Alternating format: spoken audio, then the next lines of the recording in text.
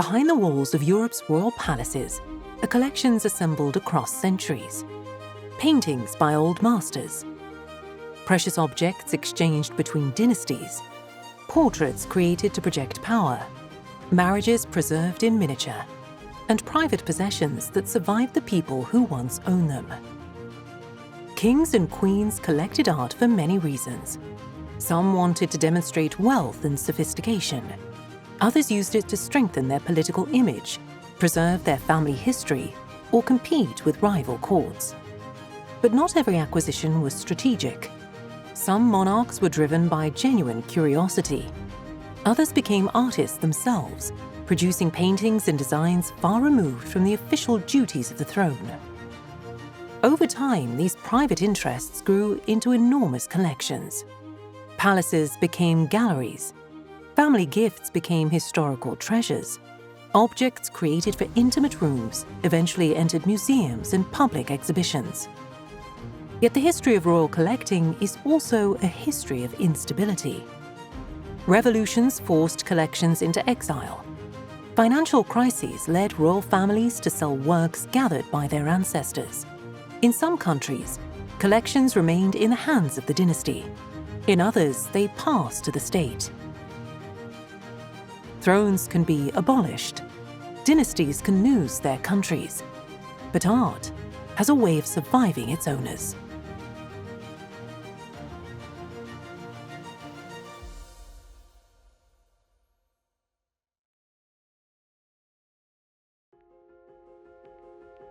On the morning of January 1649, King Charles I walked through Whitehall Palace towards a scaffold. Behind him remained one of the greatest art collections ever assembled by a British monarch.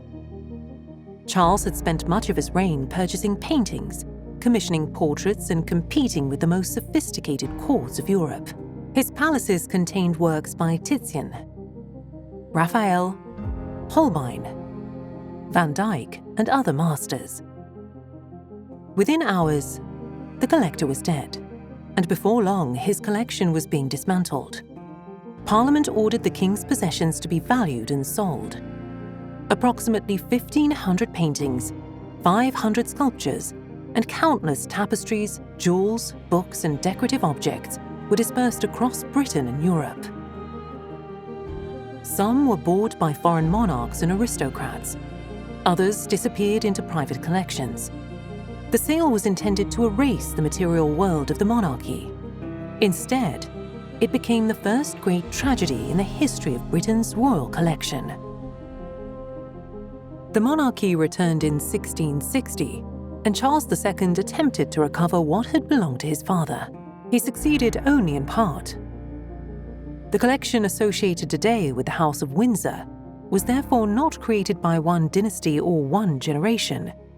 It was built, lost, and rebuilt by Tudors, Stuarts, Hanoverians, and Windsors over more than 5 centuries.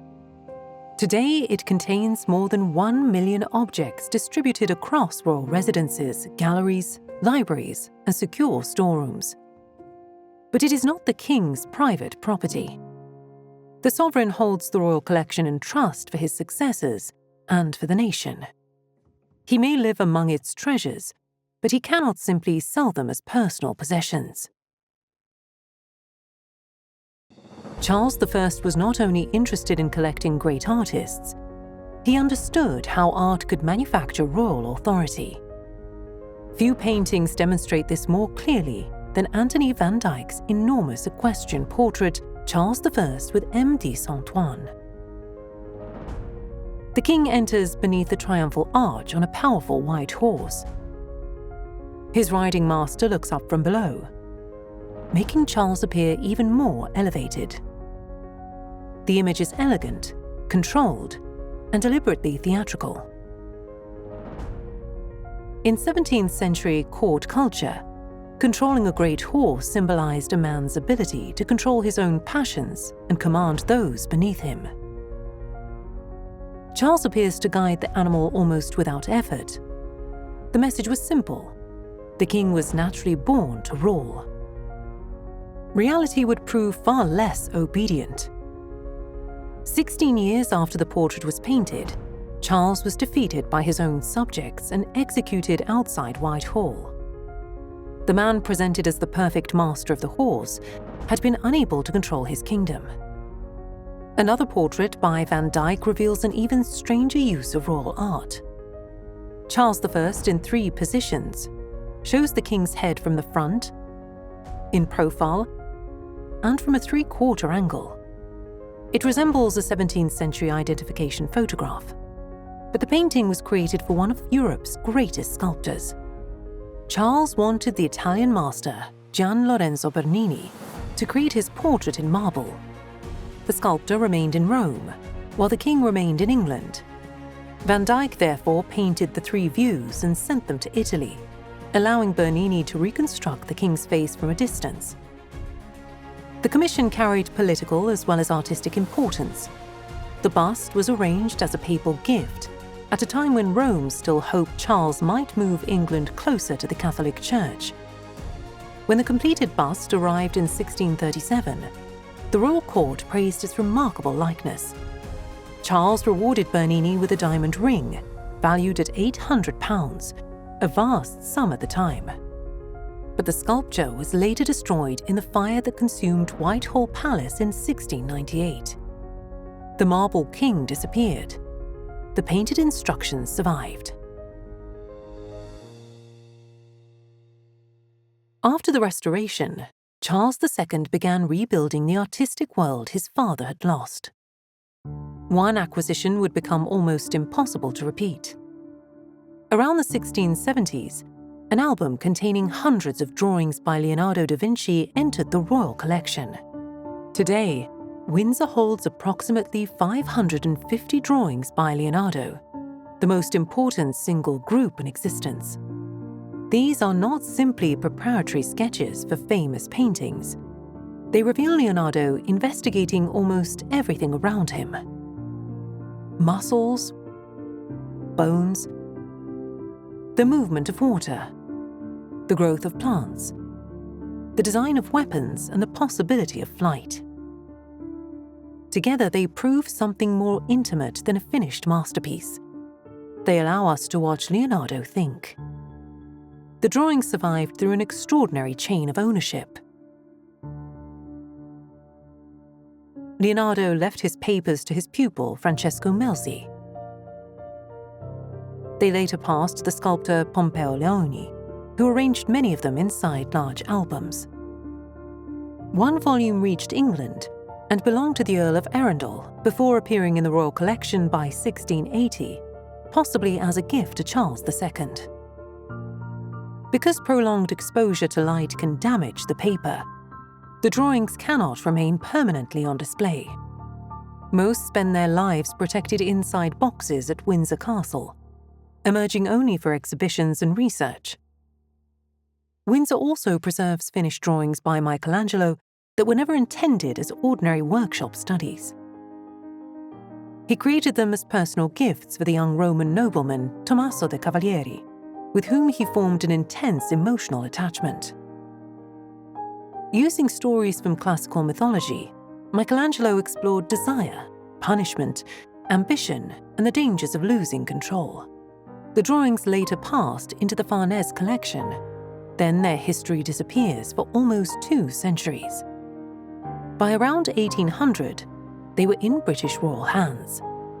Exactly how they arrived remains uncertain.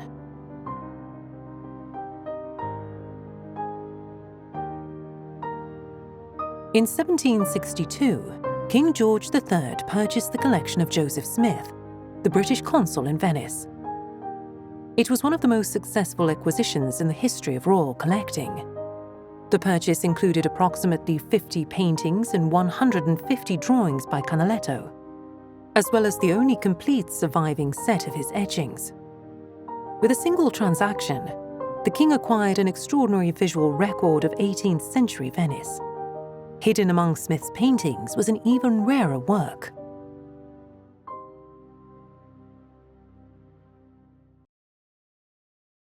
A lady at the Virginals with a gentleman had entered the collection under the name of Franz van Mieris. The signature had been misunderstood, For more than a century, the British royal family possessed a painting by Johannes Vermeer without knowing it. Only in the 19th century was its true authorship recognized. Vermeer left behind only a small number of accepted paintings, making every surviving work exceptionally significant. Yet this scene offers no dramatic event. A woman plays music. A man stands beside her. Their relationship is never explained. The mirror creates the suggestion of an exchanged glance, but Vermeer refuses to tell us whether we are witnessing a lesson, a courtship, or something more secret. Its attraction lies precisely in what it withholds.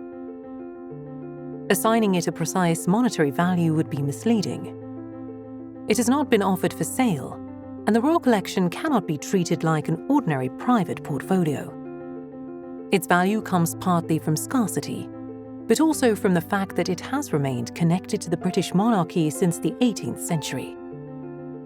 A near-priceless Vermeer entered the palace under the wrong name and never left. Other works carry smaller stories hidden inside them. Hans Holbein painted the 23-year-old German merchant Derich Born with such realism that the artist added a Latin inscription claiming that only a voice was missing to make the portrait the man himself. Almost 5 centuries later, conservation revealed what may be Holbein's own thumbprint at the edge of the panel, left when he touched the paint before it had fully dried. Prince Albert personally acquired Lucas Cranach's Apollo and Diana during the 1840s. The vividly coloured scene of the ancient gods had initially been interpreted as Adam and Eve. It became part of Albert's effort to collect early German art and bring greater historical order to the paintings displayed inside the royal palaces. Elsewhere, rooms filled with works by Rubens demonstrate the scale of the collection more effectively than any inventory. These are not modern galleries built around isolated masterpieces. They are working palace interiors in which paintings, furniture, and architecture were designed to create a complete image of royal magnificence.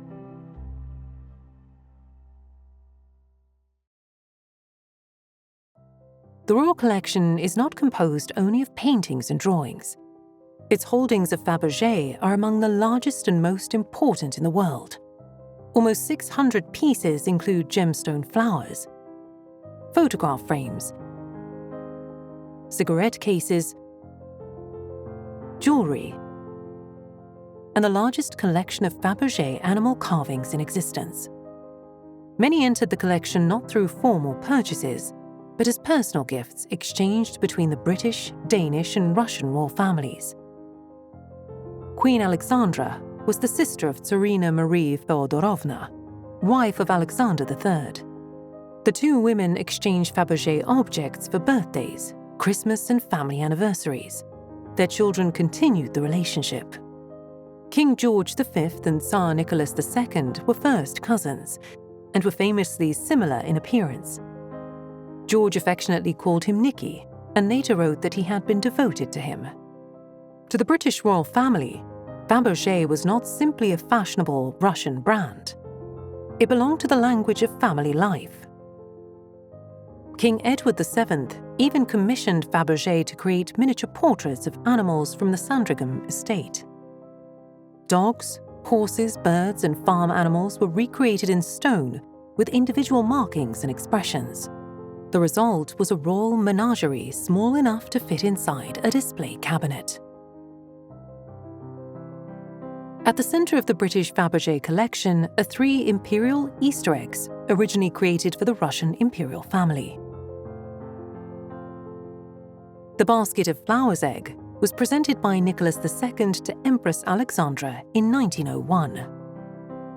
Its surface forms a diamond trellis beneath a bouquet of enameled wildflowers, each petal and leaf molded to appear natural. After the Revolution, the egg was confiscated and sold abroad. Queen Mary acquired it in 1933. Its current blue base is not original. The first support was damaged during the unsettled years after the fall of the Romanovs and later replaced.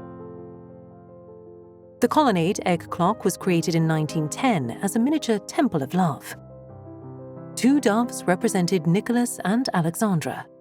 4 cherubs around the base symbolized their daughters, Olga, Tatiana, Maria, and Anastasia.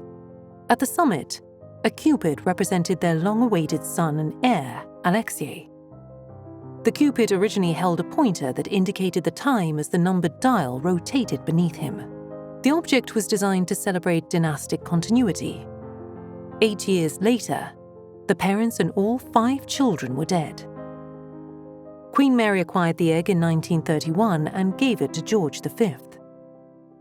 The most technically extraordinary of the 3 is the mosaic egg of 1914. Its platinum framework is filled with tiny diamonds, rubies, sapphires, emeralds, garnets, topaz, and pearls. Rather than displaying the stones in conventional rows, its designer, Alma Peel, arranged them to imitate petite point embroidery. Her inspiration came from watching her mother-in-law sewing beside the fire.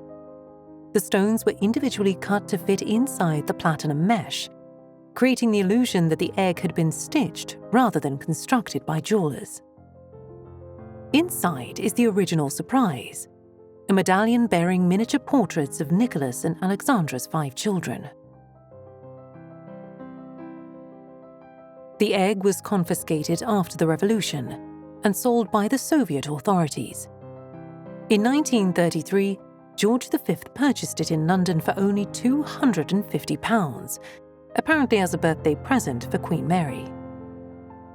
Today, the egg can be admired for its diamonds, its craftsmanship, and its rarity. But its hidden portraits have become something darker. The children were painted as the future of the Romanov dynasty.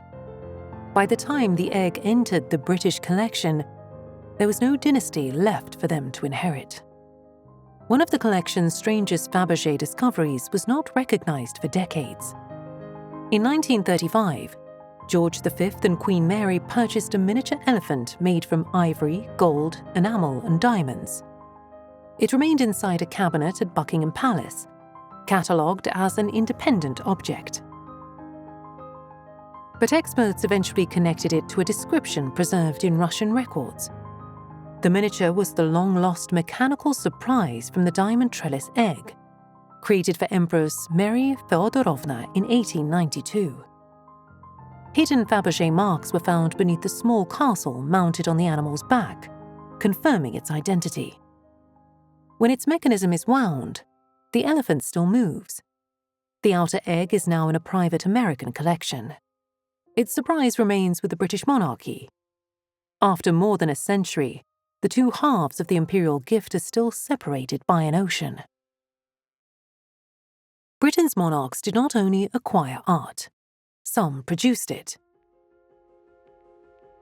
George III continued drawing and designing throughout his life. Around 300 of his drawings, watercolors, and architectural plans survive, together with more than 1,000 works created by Queen Charlotte and their children. Queen Victoria was even more prolific.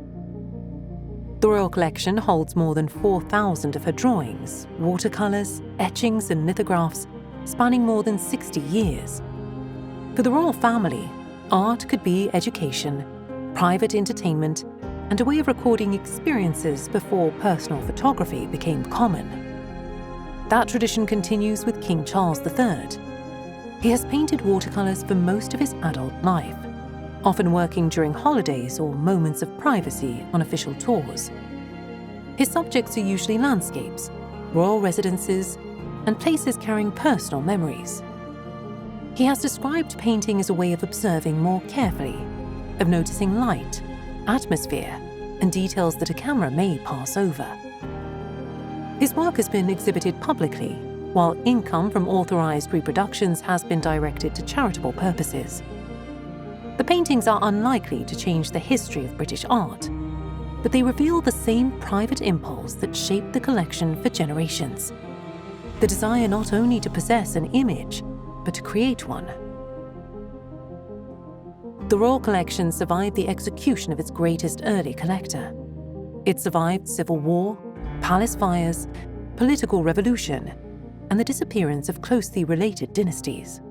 It contains works bought as investments, commissioned as propaganda, and exchanged as intimate family gifts. Some are among the most important creations of the Renaissance. Others are tiny animals, private sketches, and portraits of children who would never reach adulthood. Together, they form more than a collection of valuable objects. They are a record of how Britain's rulers saw the world, and how they wanted the world to see them.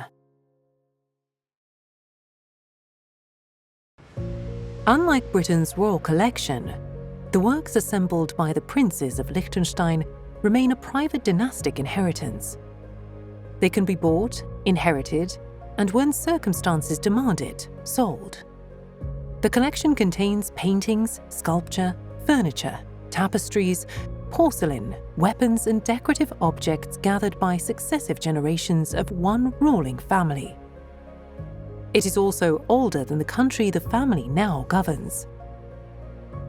For most of their history, the Liechtensteins were based not in the small Alpine territory carrying their name, but across the vast Habsburg lands of Central Europe. They owned estates in Austria, Bohemia, and Moravia, and held important positions at the imperial court. Art helped them display the wealth and sophistication expected from one of the empire's leading aristocratic families. The family became princely during the 17th century, but the territories of Vaduz and Schellenberg were not united as the Principality of Liechtenstein until 1719. By then, the family had already been collecting for generations. One of the most important collectors was Prince Johann Adam Andreas I. He bought paintings through dealers and agents across Europe and filled his residences with works by the leading artists of the Flemish Baroque. In 1711, he declared the collection an inalienable family inheritance, intended to pass intact from one prince to the next. But before doing so, he made one acquisition that would define the collection. He bought the paintings under the wrong artist's name. The Decius Mus cycle tells the story of a Roman consul who sacrificed himself to secure victory for his army. According to the ancient historian Levi, Decius received a vision predicting that one commander and the opposing army would die. He dedicated his life to the gods of the underworld, rode into battle, and was killed. Rome won. Peter Paul Rubens designed the cycle in 1616 and 1617 as the basis for a series of tapestries. The paintings were created under his direction with help from members of his Antwerp workshop, including artists who would later become famous in their own right. The images were monumental, violent, and politically useful. They presented the ideal ruler as a man prepared to place duty and the survival of the state above his own life. When the prince acquired the cycle in 1693, the dealers described it as the work of Anthony van Dyck. Instead, he had purchased the first major painted cycle designed by Rubens. The mistake turned into one of the most successful acquisitions in the family's history. The paintings became the centerpiece of the Liechtenstein galleries and remain the only complete ensemble of their kind still in private hands. The collection also preserves a much more personal side of Rubens. Portrait of Clara Serena Rubens shows the artist's daughter as a young child. There is no elaborate background, symbolic costume, or attempt to transform her into a saint or mythological figure. She simply looks towards the father painting her. Clara Serena died in 1623 at approximately 12 years old. The portrait, therefore, became more than an informal family study. It preserved the face of a child Rubens would outlive. Nearby, another painting shows his sons, Albert and Nicholas, together. The artist, famous for enormous scenes of gods, battles, and saints, also used painting to record his own family. Those private memories later became part of the inheritance of another dynasty.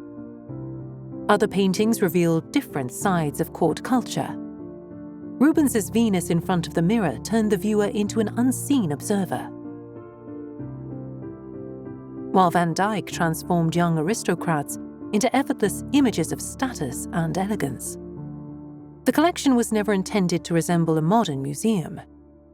Inside the Liechtenstein palaces, paintings, sculpture, furniture, and architecture worked together to create an environment of dynastic magnificence. Few objects express that magnificence more clearly than the golden carriage of Prince Joseph Wenzel I. Created in Paris in 1738, it measured more than 6 meters in length and was decorated with gilded wood, bronze, crystal, velvet, and embroidered silk. It was not built merely to carry the prince. It was built to announce him. Joseph Wenzel commissioned it while serving as imperial ambassador to France. He used it during ceremonial appearances in Paris and Versailles, and later while escorting Princess Isabella of Parma to Vienna for her marriage to the future Emperor Joseph II. It appeared only in exceptional occasions, which helped preserve it in extraordinary condition. Before an ambassador began negotiating, his carriage had already delivered the message. The House of Liechtenstein had arrived.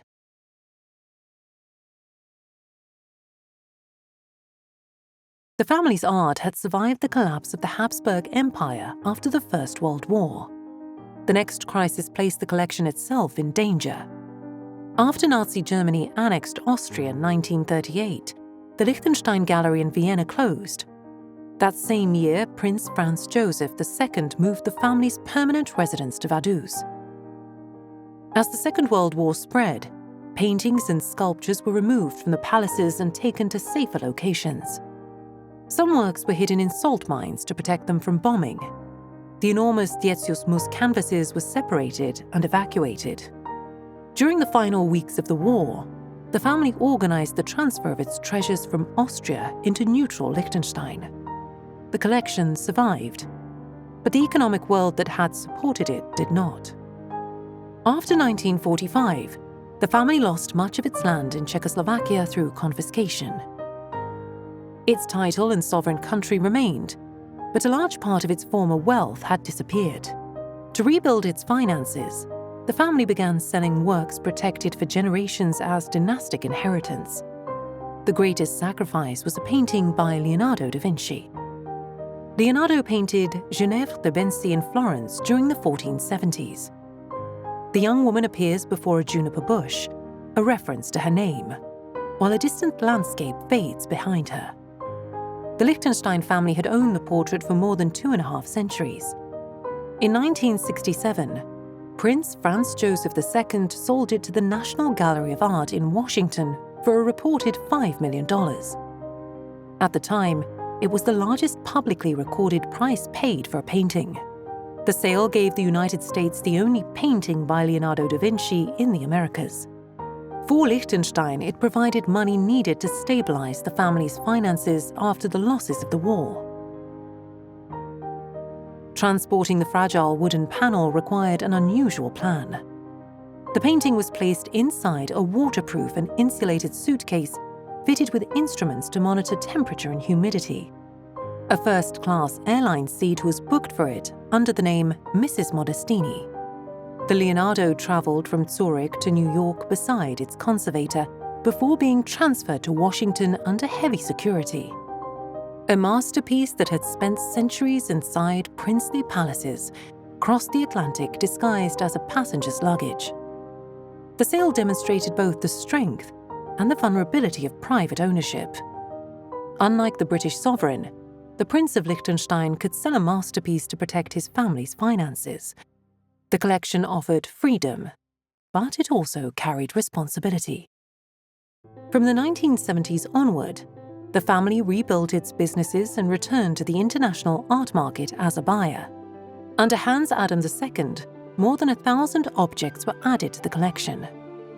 One important acquisition was Rembrandt's Cupid with a soap bubble, purchased in 1995. The painting shows the god of love blowing a delicate bubble. In European art, the bubble often represented the fragility of human life, beautiful, reflective, and destined to disappear. It was an appropriate image for a collection that had survived war, confiscation, and financial crisis. but only by accepting that some treasures could not be kept forever. Then in 2004, Hans Adam purchased the badminton cabinet for more than £19 million. It could not replace the lost Leonardo, but the record-breaking acquisition announced that the years of emergency sales were over. The princes of Liechtenstein were once again competing for the most extraordinary objects available on the art market. Today, the works remain part of a living private inheritance. They are stored, displayed, and expanded according to the decisions of the princely family. The collection began before Liechtenstein existed as a sovereign country. It helped establish the family's prestige, survived Europe's wars, and later provided the resources needed to protect the dynasty that created it. For the House of Orange, art had never been only decoration. Portraits turned political leaders into founders of a nation. Palace interiors transformed military victories into dynastic mythology. Foreign objects demonstrated the reach of Dutch trade, while jewels and private collections preserved connections between generations. But unlike the collections of Windsor and Liechtenstein, the artistic heritage of Orange-Nassau would not remain under one form of ownership. Some objects stayed with the family. Others passed to the state. And many of the dynasty's greatest paintings became the foundations of national museums. The visual history of the dynasty began with William of Orange, known as William the Silent. During the 16th century, he led the Dutch revolt against the rule of the Spanish king Philip II. He was neither king nor emperor, but later generations presented him as the political father of the Netherlands. Key painted him in 1579. William does not appear beneath a triumphal arch or on a rearing horse. He wears dark civilian clothing and looks directly towards the viewer. The image is restrained, but its simplicity became part of its power. William was assassinated 5 years later. His descendants continued to reproduce his image, transforming one political leader into the founding figure of an entire dynasty. But the House of Orange did not rely only on individual portraits. One princess would turn an entire palace into a memorial. In 1645, Amalia of Solms commissioned the construction of Huis ten Bosch as a country residence for herself and her husband, Stadtholder Frederick Henry. Frederick Henry died before the palace was completed. Amalia changed the project. Instead of finishing the central hall as an ordinary reception room, she transformed it into a monumental celebration of his life. The Oranjezzaal brought together leading painters from the Dutch Republic and the southern Netherlands. The paintings form a continuous visual narrative. Frederick Henry's birth, his marriage, his military victories, and his final elevation as a history of the dynasty. The royal collections describe the room as a 17th century comic strip, but its purpose was far more serious. It transformed the dead stadtholder into a figure whose achievements appeared almost equal to those of an ancient ruler. Amalia did not paint the room herself, but she controlled the project behind it. She selected artists, supervised its message, and used architecture to protect her husband's reputation. The result was personal mourning transformed into political propaganda. Visitors did not simply enter a palace. They entered a version of history designed by Frederick Henry's widow. The Oranjezzaal also strengthened the position of Amalia and her children. Her son, William II, had inherited the leadership of the House of Orange. Her grandson, the future William III, would later become King of England, Scotland, and Ireland. But surrounding them were the painted victories of their ancestors. Amalia gave the family a visual claim to continuity. The room remains the center of Huis ten Bosch, now the residence of King Willem-Alexander and his family. It is still a royal interior rather than an ordinary public museum gallery. More than a century later, another member of the family changed the relationship between the Orange collection and the public. William V began collecting while still young. In 1774, he created a gallery beside the political centre of The Hague and opened it to visitors several times a week. Tickets were required and the collection remained his personal property. Nevertheless, the gallery is regarded as the first public art collection in the Netherlands. The room did not resemble a modern museum. Paintings hung closely together from floor to ceiling. Large religious scenes appeared beside portraits, landscapes, animals, and domestic interiors. The arrangement was designed to impress through abundance. William V was not a king, but his gallery presented him as a prince capable of competing with Europe's royal collectors. Among its paintings were works that would later become central to the Maurits house. One of the most visually spectacular was the Garden of Eden with the Fall of Man, painted around 1615 by Peter Paul Rubens and Jan Breuer the Elder.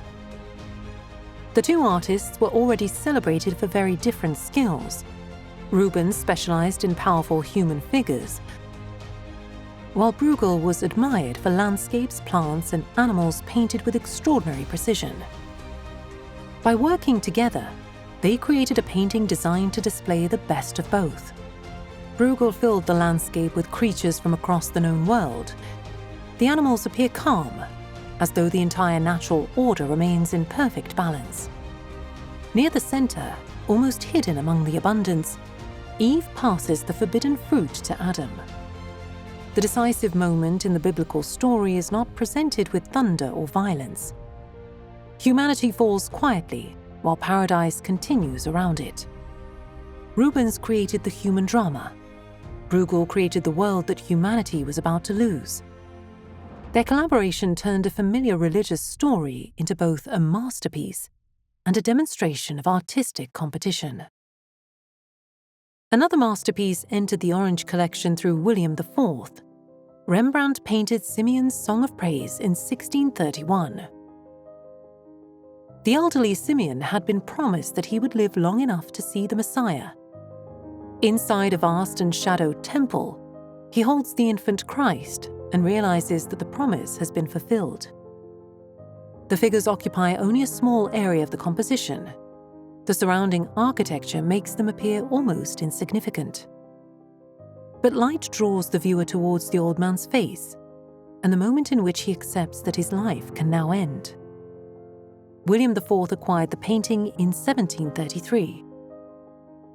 At Hetloo Palace, it was displayed beside The Young Mother by Gerrit Dou.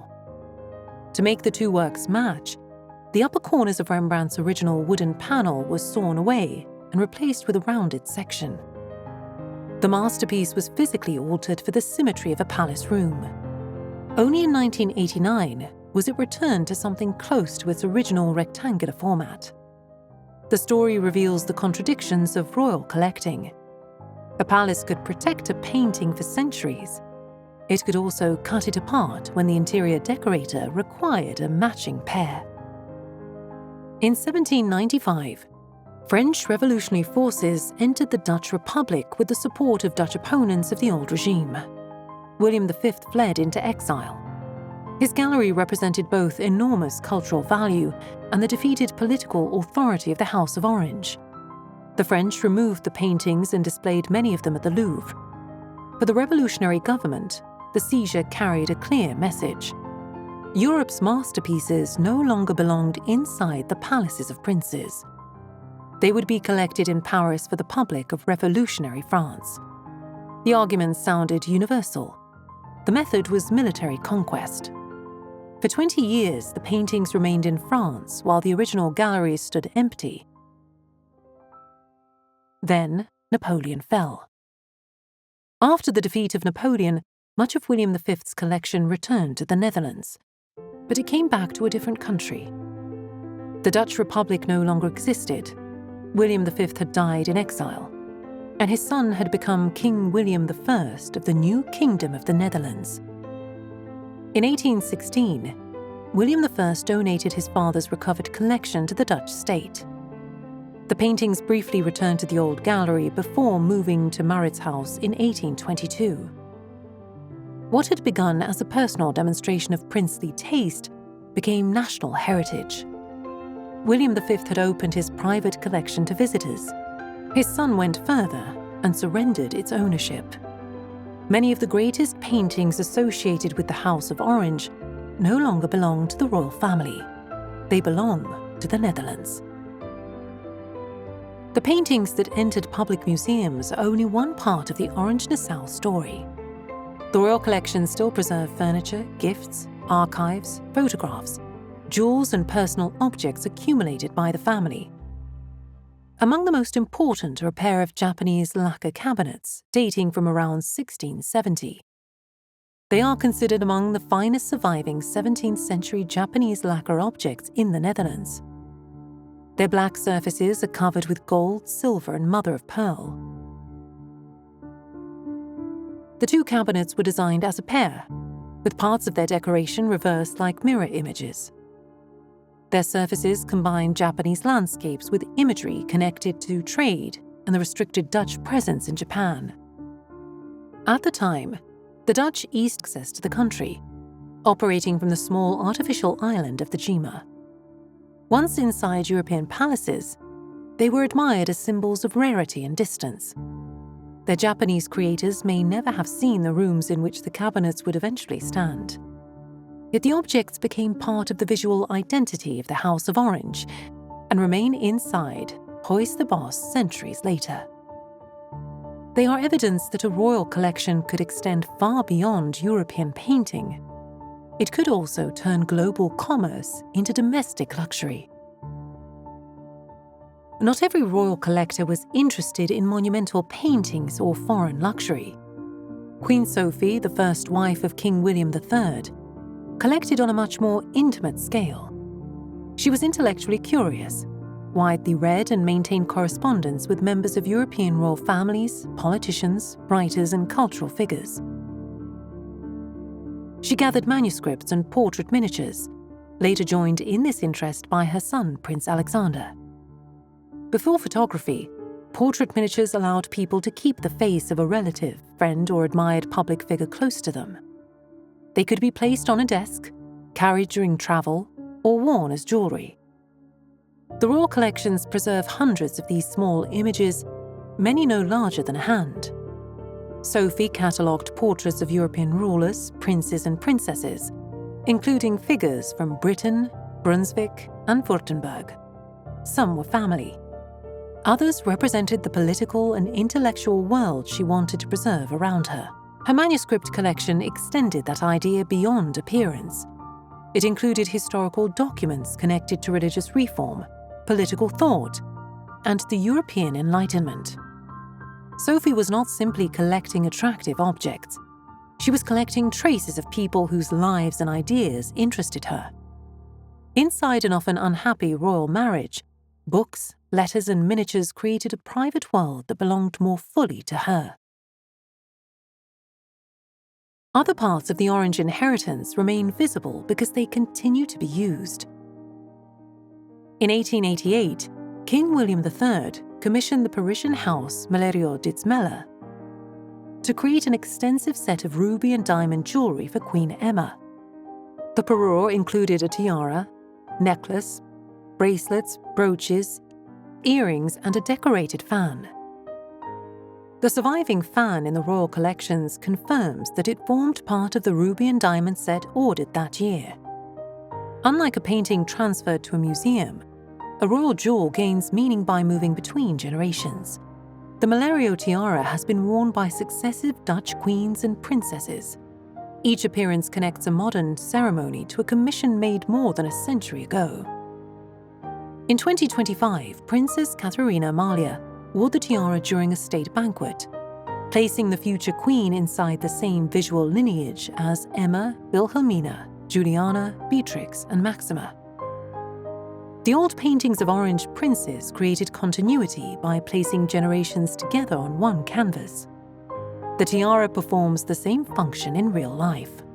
The wearer changes, the object remains. The royal collection also contains objects whose meaning has become more difficult with time. The golden coach was presented to the young Queen Wilhelmina by the people of Amsterdam in 1898. Covered in gilding, painting, and symbolic decoration, it became one of the most recognizable objects associated with the Dutch monarchy. But one side panel, titled Tribute from the Colonies, shows figures representing the Dutch colonies presenting goods to a white female personification of the Netherlands. The composition makes the hierarchy of empire impossible to miss. When the carriage was created, the scene was intended to celebrate national wealth and overseas power.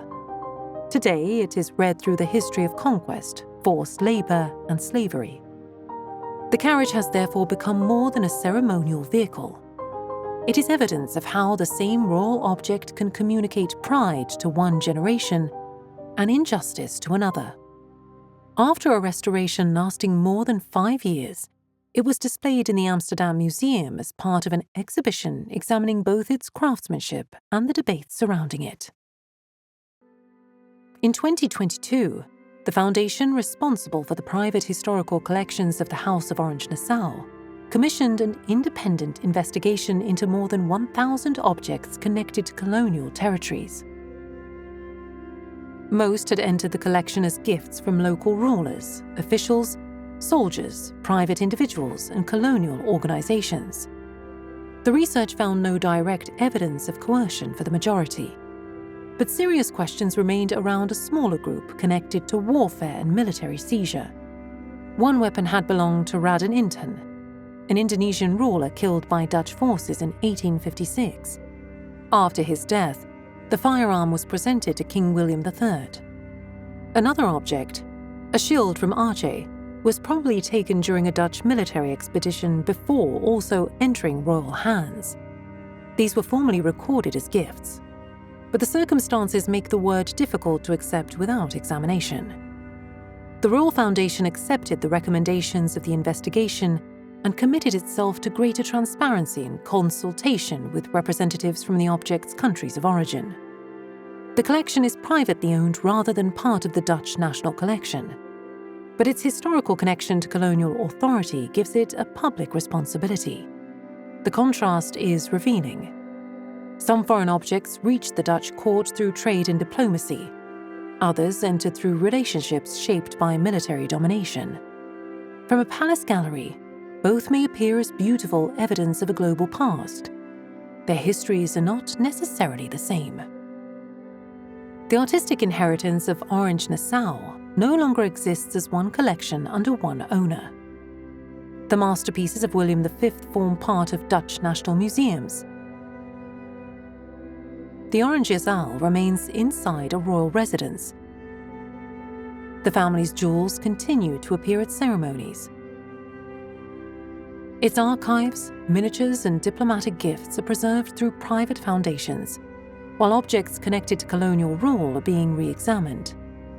This division is not evidence that the collection failed to survive. It reveals how the Dutch monarchy itself changed. A princely gallery became a public museum. A widow's memorial became the center of a modern king's home. Private jewels became symbols of constitutional continuity, and objects once celebrated as imperial gifts became evidence in a debate about historical responsibility.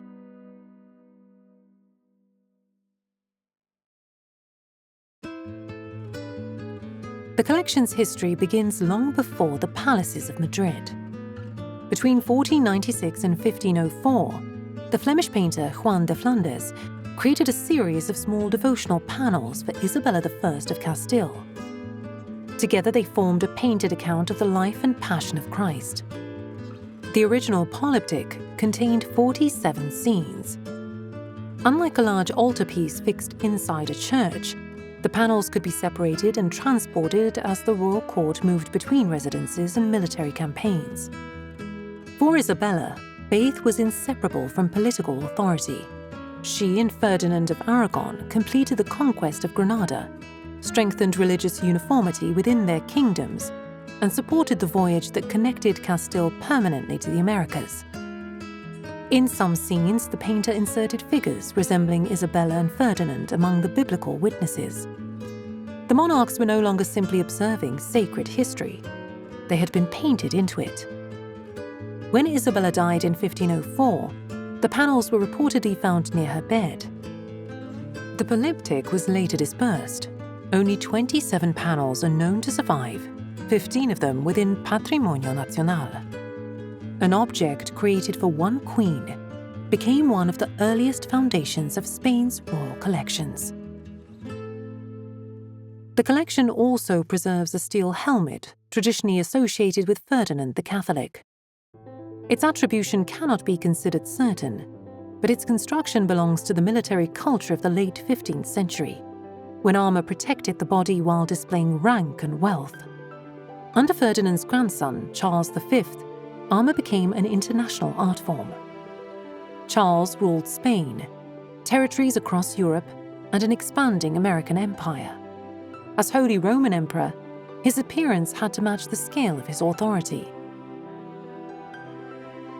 In 1544, the Augsburg armourer, Desiderius Helmschmid, created an elaborate suit of armour for him. Its dark steel was etched and gilded until military equipment became sculpture. But the armour also concealed physical weakness. Charles suffered severely from gout, and parts of his equipment were adapted to accommodate his deteriorating condition. In 1547, he used elements of the armour during the Battle of Mulberg, where his forces defeated the Protestant princes of the Schmalkaldic League. Titian later transformed the victory into one of the most famous images of imperial power. Charles rides alone through a dark landscape, calm and apparently invulnerable.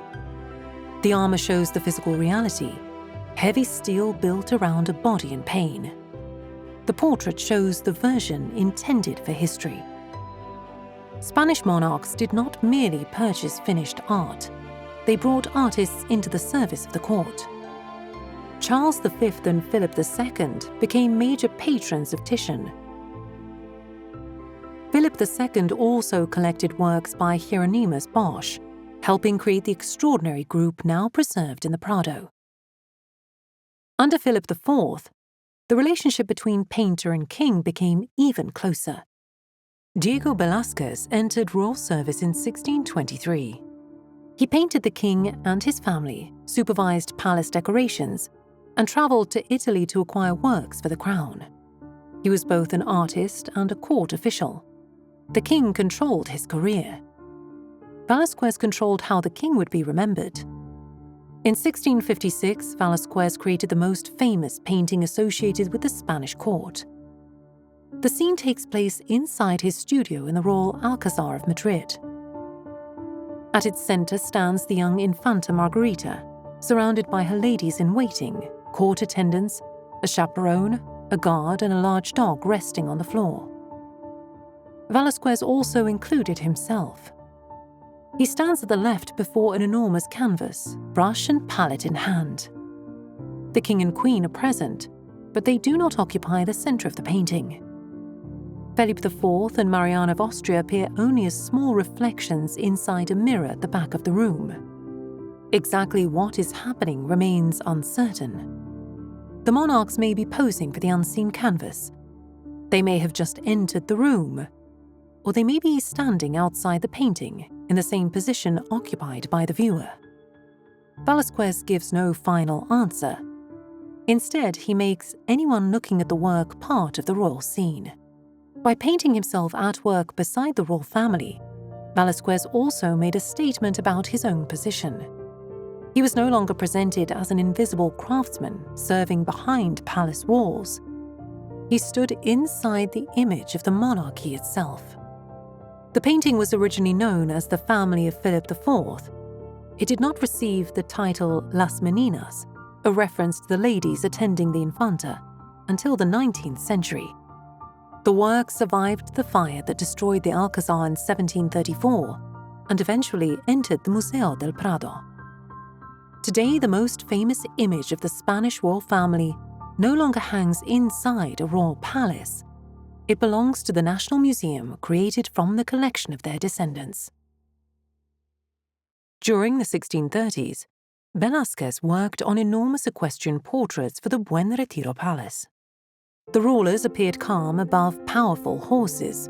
presenting control of the animal as a symbol of control over the kingdom. But one royal horse has no rider. Painted between approximately 1634 and 1638, a white horse stands more than 3 meters high.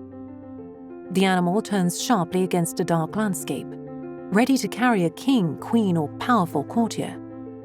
But no surviving document identifies who was intended to sit in the saddle.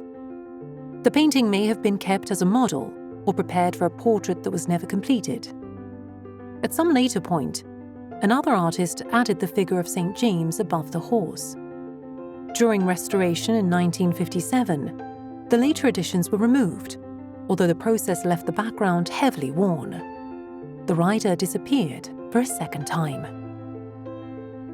Where Velázquez created power through restraint, Caravaggio created drama through darkness. His Salome with the head of John the Baptist, painted around 1607, shows the moment after the execution. The executioner places the severed head into a metal tray. An elderly woman reacts with horror. Salome turns towards the viewer and her expression is neither triumphant nor visibly disturbed. Caravaggio avoids the rich jewelry and theatrical luxury often associated with Salome. The violence has already occurred. What remains is the uncomfortable task of carrying its result away. The painting entered the Spanish royal collection during the 17th century and was recorded inside the Alcazar by 1666. Then came the fire of 1734. The palace burned around it, but the Caravaggio survived.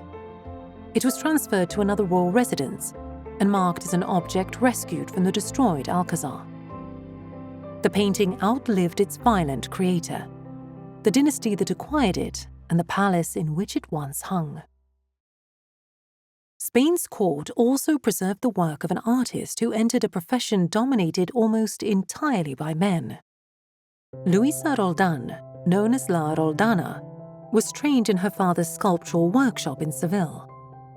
She later moved to Madrid and pursued recognition at the royal court. In 1692, she completed the Archangel St. Michael defeating the devil. The sculpture rises more than 2.5 meters. St. Michael stands above the defeated demon, his wings and armor creating a powerful upward movement.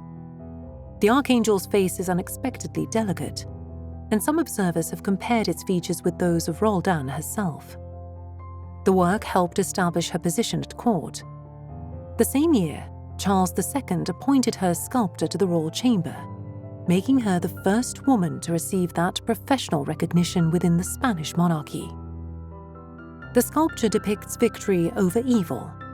Its own history records another struggle, a female artist forcing the court to recognize her name and authorship. Spain's monarchs had assembled more art than any palace could display. In 1819, the Royal Museum of Paintings and Sculptures opened in Madrid. Its foundation was the Royal Collection. Paintings commissioned or acquired by generations of rulers became the core of what is now the Museo del Prado. Works originally intended to glorify the monarchy were gradually reinterpreted as masterpieces belonging to Spanish culture. This is why many of the most famous paintings associated with Spain's kings are no longer found inside royal residences. They entered the National Museum. Other collections, including armor, tapestries, furniture, carriages, and religious objects, remained connected to the palaces and monasteries of the crown. During the 19th and 20th centuries, Spanish law increasingly separated this heritage from the monarch's private fortune. When the monarchy fell in 1931, the palaces and collections did not follow the royal family into exile. They remained property of the state. Today, Patrimonio Nacional manages the palaces and collections reserved for the official duties of the king, while also preserving them for public, cultural, and educational use. Philip VI may receive foreign leaders beneath historic tapestries and hold ceremonies inside the royal palace. He cannot sell the Velázquez, the Caravaggio, or the imperial armor as personal assets. In 2023, A new gallery brought together objects that had long been distributed across palaces, monasteries, armories, and storerooms. The small devotional panels of Isabella appeared beside Charles V's armor. Velázquez's riderless horse stood near Caravaggio's Salome. La Roldana's archangel confronted the devil while royal carriages rested nearby. The Bourbons rebuilt royal magnificence after fire destroyed the palace of their predecessors. But the final transformation was made not by an artist, but by law. The collection was separated from the private wealth of the sovereign and preserved as part of the state.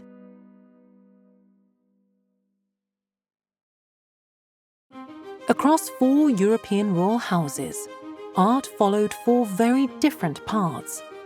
In Britain, the sovereign lives among one of the largest collections in the world, but holds it for the crown rather than as a private fortune. In Liechtenstein, the collection remains a family inheritance, one that could be protected, expanded, or sold when the survival of the dynasty demanded it. In the Netherlands, a prince's private gallery was emptied by revolution and returned as the foundation of a national museum.